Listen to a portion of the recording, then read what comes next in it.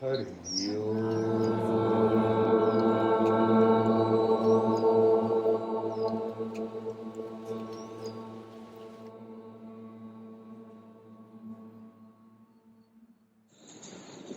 Question about the knowledge that comes from the self. We have different kinds of knowledge. Knowledge from the books, from parents, from school, from church, from other things. Then we have knowledge that we get by our experience. Yes. Most of it is intellectual knowledge, or some experiential knowledge. But what about the knowledge that comes from the self? How can we perceive it? Because it's beyond the intellect.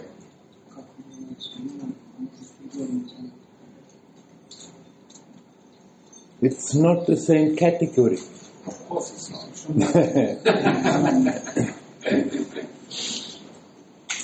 It's your direct experience.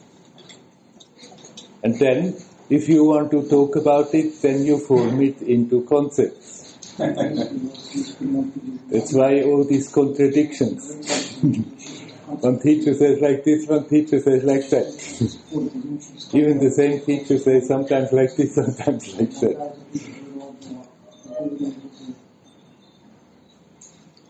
You are that knowledge. You are the source of that knowledge. It's not knowledge by understanding. So, it's not knowledge in this, you cannot even call it knowledge.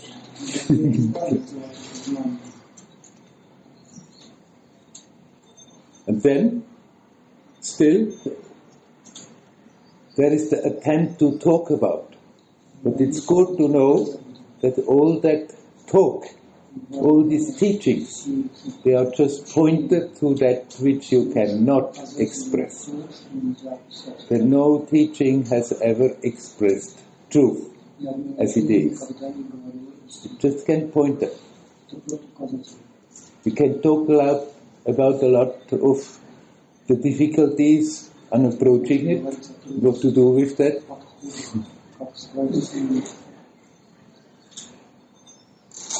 Buddha was said that he was sitting under his banyan tree and then he was sitting there totally aware of reality and then sitting there still a long time wondering how can I go and talk about that.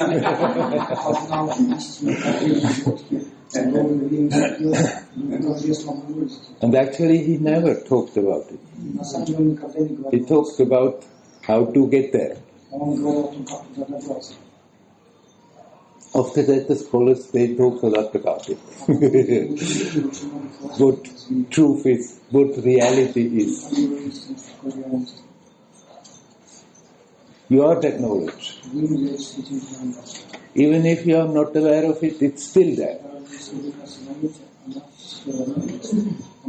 That silent pool of knowledge. In the Hindu tradition, it's symbolized by Dakshinamurti, the form of Shiva who simply sits there silently, and the rishis come and sit with him, and while sitting there, they are getting cleared up.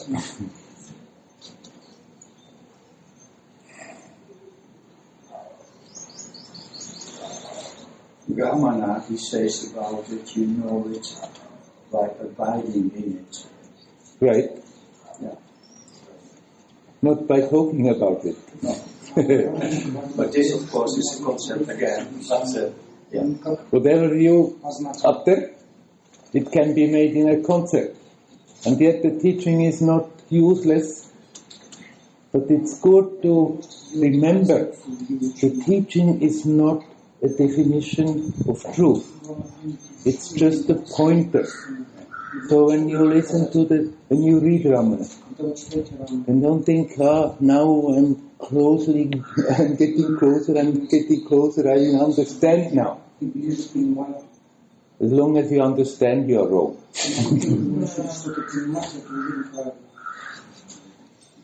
But you can open your heart to that space where that teaching comes from. And then the teaching still can be a bridge to help you to connect with them. Как сохранить эту связь с пространством не только вот в уникальном месте Индии, но и когда приезжаешь к себе домой, как вот это сохранить взаимосвязь с пространством, как будто оно меняется и как будто что-то закрывается. How to keep this connection with this space from where the teaching of Ramana coming when I come back to my country. Find that connection in yourself. Ramana was just representing what is already there in yourself.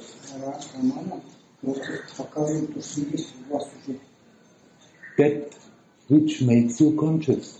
That which makes every experience possible. That by which you could ask this question. When you bring your attention back to that timeless present, there is that sense of present that is never absent.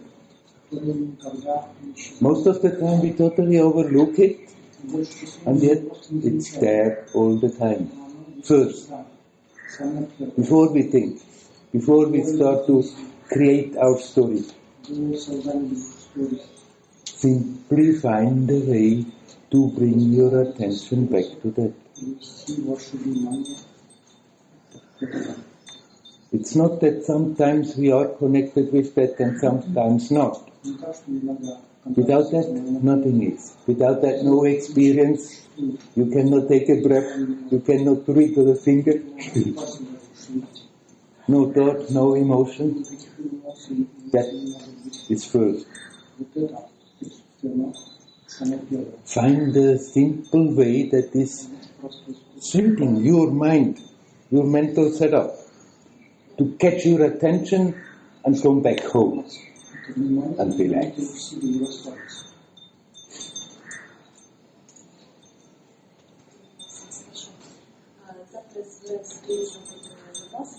Tomorrow I'm going to spend time on Vipassana course.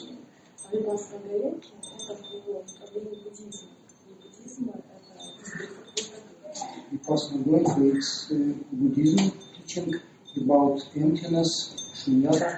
А здесь Шива и это свечение. Hindu religion, and not about emptiness, about fullness, about light of Shiva. Yes. Не противоречит ли этот опыт этому месту, этой энергии, которая сформирована здесь? Is there some contradiction between two teachings? It appears to be a contradiction, and yet there is not.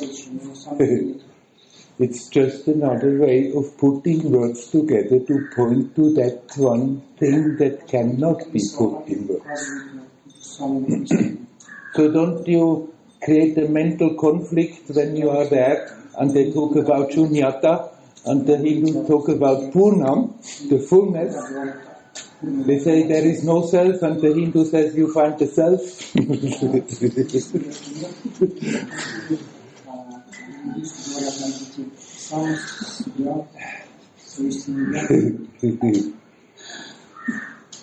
Just use the Vipassana practice to bring your attention to that which makes your experience possible.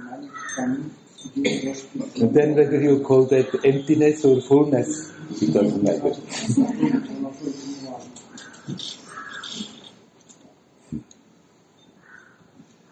Yes? What's your favorite point to the breath? Breathe in, breathe out, relax.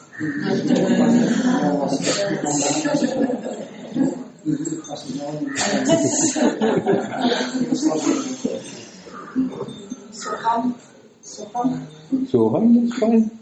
If you don't start to think about it, what is that Soham? I am that. What that? And start to brood about it and think about it, then it leads you astray again. это вас отвлекает. If you feel by repeating Soham, I am that, Повторять сухам but мантру. don't start to think about it. Simply use it to connect. Используйте это для связи Yes, с собой. perfectly valid. И это также работает. Without Soham. Only вдох и выдох, да? То есть Он без or Soham. without mantra, just respiration. Yes, Within, without also work the same way. totally. It doesn't matter. Whatever helps you to catch your attention and bring it to the present. The question of self-inquiry is nothing else. Who am I? It's not the question that finally you find the answer. It's just one way to catch your attention from where we are usually busy with our mental obsession and turn it back to that which makes the experience possible. If you consciously breathe in, breathe out, relax, brings you right to the same spot. So you say that connection is relaxation. Relaxation is letting go of all that stands in the way. The connection is there all the time.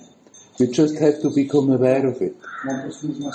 And so it feels like, yes, by relaxing, you connect.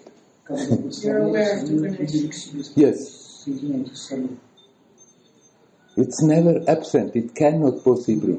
But we have just grown up being pushed by the whole humanity, how humans are functioning, to function in a certain way. Think about everything, and once that is on the way, it just goes on and on and on and on. Compulsory. And we think and create contradictions and tensions, and all that prevents us from being aware that that connection is always there. And bringing the attention back to that. And relaxing means to let go of all these unnecessary tensions that we are holding on to, that prevent us from being aware what is already there. The traditional teaching about you have to detach and detach and detach is nothing else but relax, relax, relax. В этом смысл жизни, да, расслабиться и получать удовольствие. This is the meaning of life, to relax and enjoy it. You know, as long as you desperately try to enjoy, most of the time you just go from disappointment to disappointment.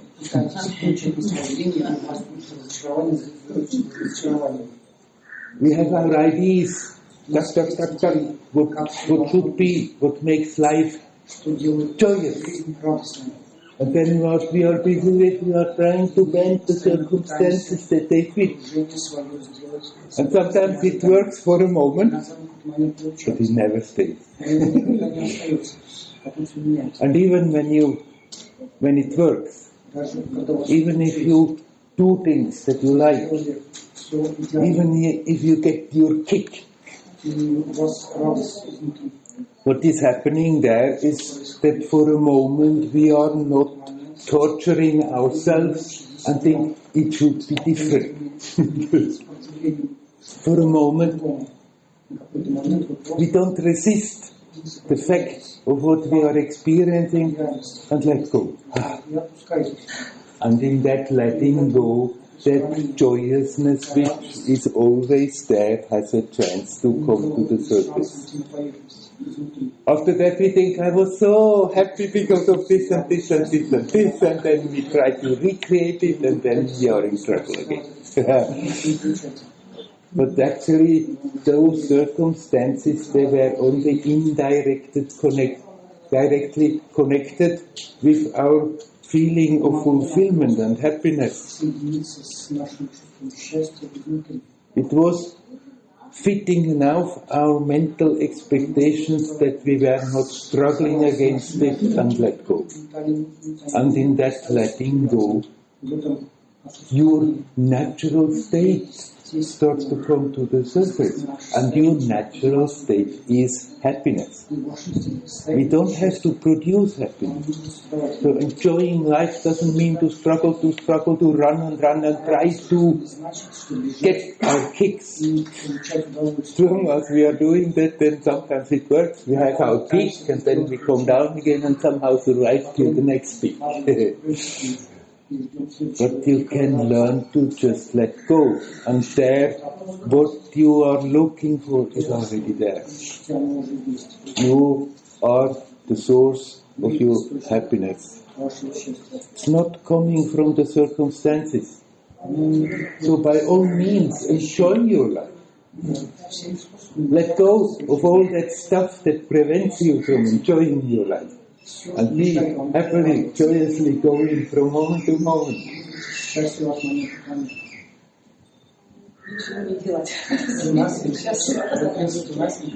Yes, you can do nothing, but it's not so easy to do nothing.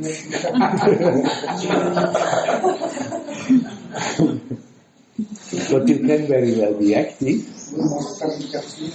Doesn't mean you have to sit now and not move in order to be aware of that joyousness. Just stop creating all those tensions that come from resisting to the fact of what we are experiencing right now. Most of the time people are in a state that it's somehow we can bear it, but it should be different, that should be different, that should be different, everything is nagging there. Just stop doing that, and that joyousness of existence is there. We don't have to produce it. It's not something that we are producing by doing this, doing that. But we are also not by producing it by doing nothing. It's certainly very useful for everybody to have every day some time where you are not busy, where you can put your undivided attention simply in being here, in one way or another. But then, if you try to force yourself to do just that, do nothing, and this doesn't come natural for you, then it doesn't bring any good. After some time you will be so frustrated you are ready to kill somebody.